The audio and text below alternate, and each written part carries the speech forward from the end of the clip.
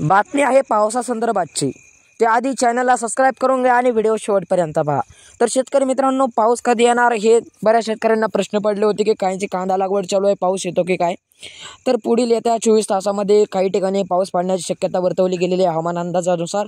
तर पाऊस कोणत्या ठिकाणी पडणार पाहू।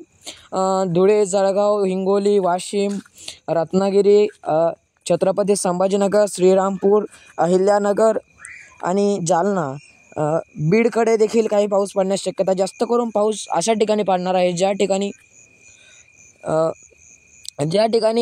उंचाचा टेकडी प्रदेश आहे, ज्या ठिकाणी काळाची जमीन आहे, डोंगराळ प्रदेश आहे, त्या ठिकाणी जास्त पाऊस पडण्याची शक्यता आहे।